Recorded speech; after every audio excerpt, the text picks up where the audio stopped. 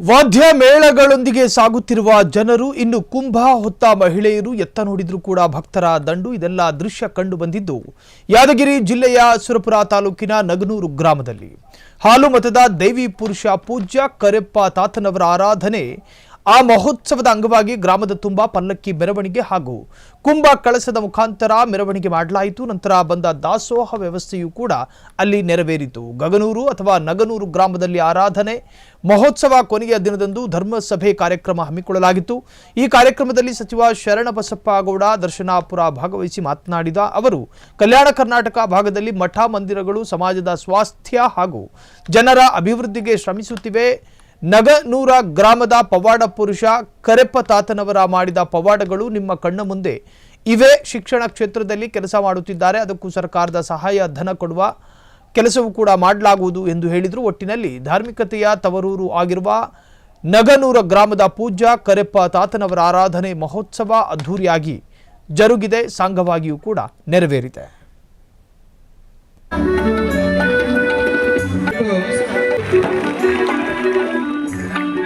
Bank Kalaburagi ಹಾಗೂ ಯಾದಗಿರಿ ದಯವಿಟ್ಟು ವೇದಿಕೆಗೆ ಆಗಮಿಸಬೇಕು.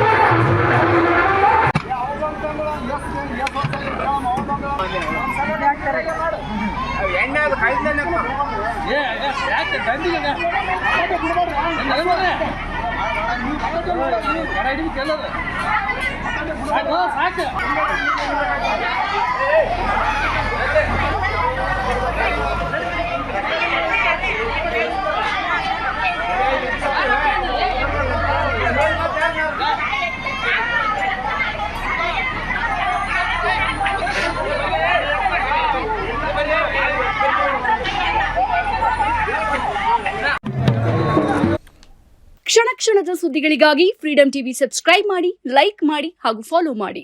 ಹೊಸ ಸುದ್ದಿಗಳ ನೋಟಿಫಿಕೇಶನ್ಗಾಗಿ ಬೆಲ್ ಐಕಾನ್ ಮೇಲೆ ಕ್ಲಿಕ್ ಮಾಡಿ.